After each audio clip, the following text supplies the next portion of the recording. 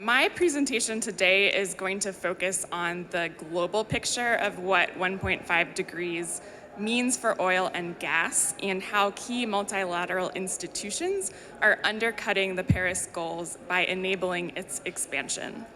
And I'm going to start with the big picture global context on how existing global investments in fossil fuel production compare to governments' commitment under the Paris Agreement. It's widely recognized that the vast majority of fossil fuel reserves need to stay in the ground. Here, we look more narrowly at the oil, gas, and coal that lies within already operating extraction projects, fields, and mines around the world. This accounts for roughly 30% of all known reserves in the world. And these projects are where the capital is sunk, the infrastructure is being built, and the wells are being drilled. As a result, they come with what we call a carbon lock-in effect. There's inertia behind their extraction, and these developed fossil fuel reserves will be the hardest to keep in the ground. And when you look at the column on the left, you'll see the result we get when we add up the carbon emissions potential of the oil, gas, and coal in these existing, already developed fossil fuel projects globally. You can see, in addition to future cement and land use emissions, that we get up to and over 1,000 gigatons of potentially locked-in carbon pollution. And when you stack this up against our remaining global carbon budget for just a 50-50 chance of limiting warming to 1.5 degrees, what we can clearly see is, first, there is no room for adding new oil, gas, or coal production.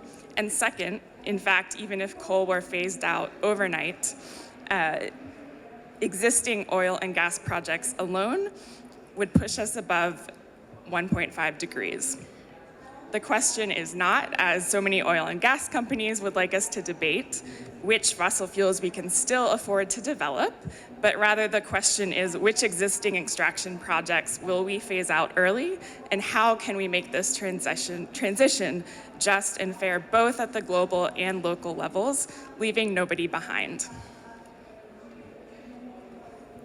Of course, if you pay attention, as you can see on the slide here, to what oil and gas companies are saying, you'll hear a very different story. On the screen, as I said, are some examples, and in this alternate reality, there's somehow no conflict between rapid decarbonization and expanded oil and gas extraction. And there's another common theme. Whether in their annual reports, in the media, or in regulatory documents justifying new fossil fuel projects, the authority that these companies cite is the International Energy Agency. This is why we're bringing the IEA into this discussion today. There is a growing array of voices, from former UNFCCC Chair Christiana Figueres to big investor groups to IPCC scientists that are calling on the IEA to, as we say, fix the wheel. And what this means is to model a 1.5 degree energy pathway and to put that pathway at the heart of its influential annual publications.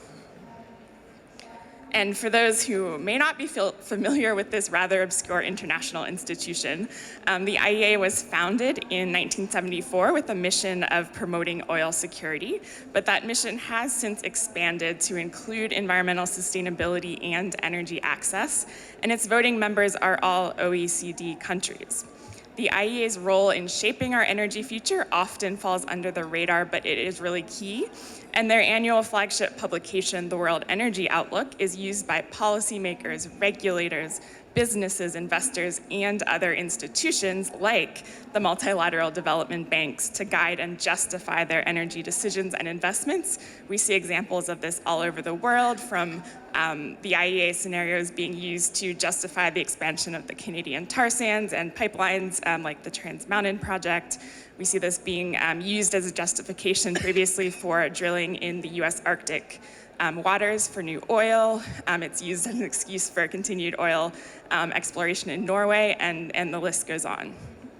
So for this reason, it's a huge problem that the central scenario in the World Energy Outlook is one that could lead to more than 3 degrees of global warming. And it's also a huge problem that the IEA has yet to produce an energy scenario that's truly aligned with 1.5 and shows governments how to meet the full ambition of the Paris Agreement that they've committed to. So given the prominence of IEA scenarios in decision-making, unambitious scenarios risk becoming a self-fulfilling prophecy. And while IEA Director Fadi Birol said, we need a laser focus on reducing emissions, in fact, when he released the 2019 World Energy Outlook, the IEA's publications and public words often send the opposite message about the oil and gas industry, and you can see examples of that on your screen right now. So now I'll get to the most recent World Energy Outlook and what we're seeing. The IEA's climate scenario, called its Sustainable Development Scenario, is still not aligned with 1.5 degrees. What you see on the screen now are the 4 illustrative 1.5 degree emissions pathways that the IPCC featured in its 2018 special report. And they show a range of societal choices as to how we could aspire to meet this warming limit. The P1 pathway you see is the most precautionary. It has the sharpest decline in fossil fuels, and because of that, it relies on the fewest so-called negative emissions to compensate for the overuse of fossil fuels. On the other end, you can see the P4 pathway, which would shoot well beyond 1.5 degrees and then rely on rather dystopian levels of these unproven negative emissions technologies. And here is the IEA's most ambitious scenario. You can see by 2050, it has higher emissions than all 4 of these 1.5 degree pathways from the featured by the IPCC. The IPCC says we need to get to net zero by 2050 globally, whereas the IEA's most ambitious scenario you see here in the red line would aim for getting to net zero by 2070.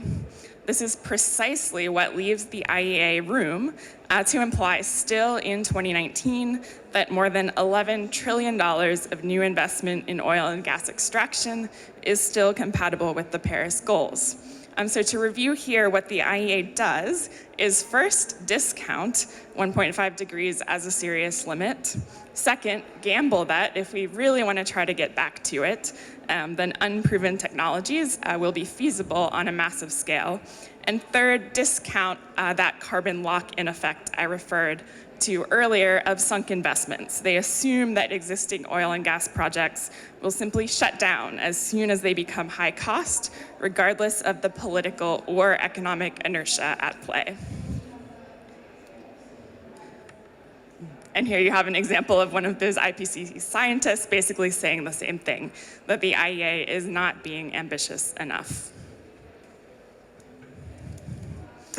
And so this is especially true on fossil gas, which we'll talk about a lot more in this panel. As we can see here, in 2019, the IEA leaves the most room for the expansion of fossil gas, and this is the gas demand pathway at the top here of its 2019 climate scenario. It sees gas increase by 10% to 2030, and this is a roadmap to exceeding 1.5 degrees.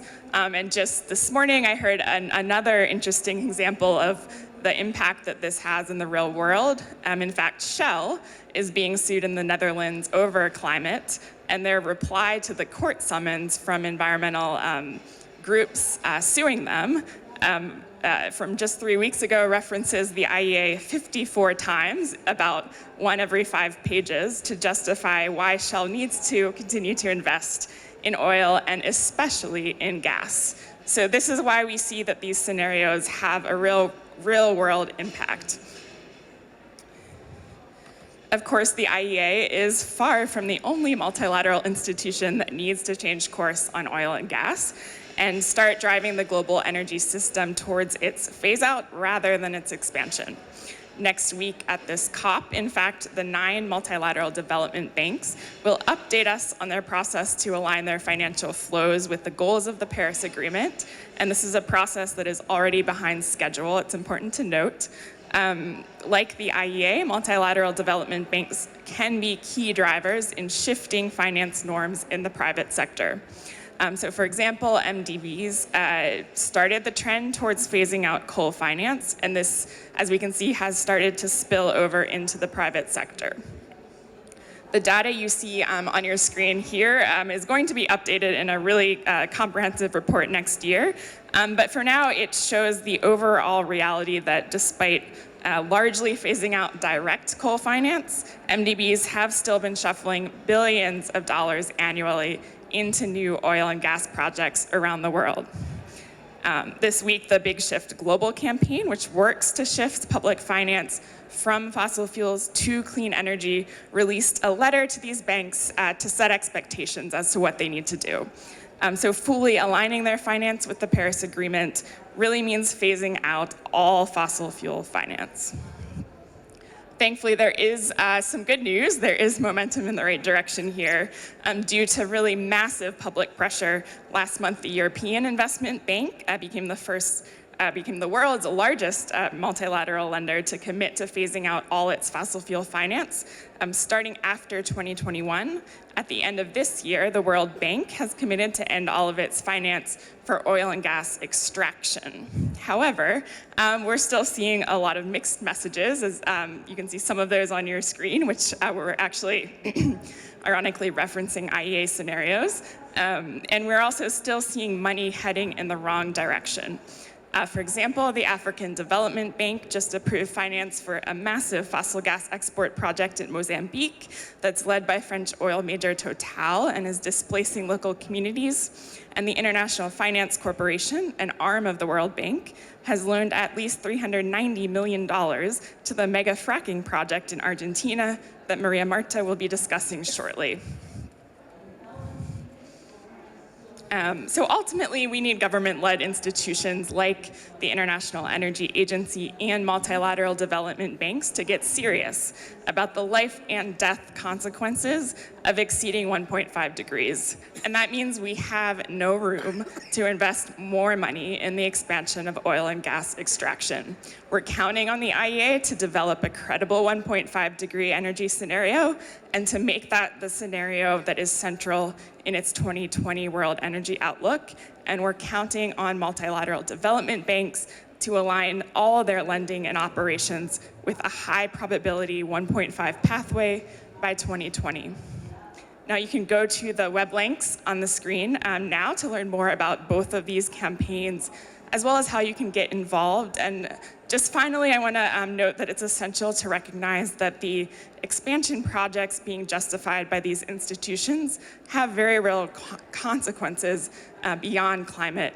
They can wreck the health of local communities and suck finance away from sustainable development pathways. And you'll hear a lot more about that from some of the next speakers in our panel. Thank you.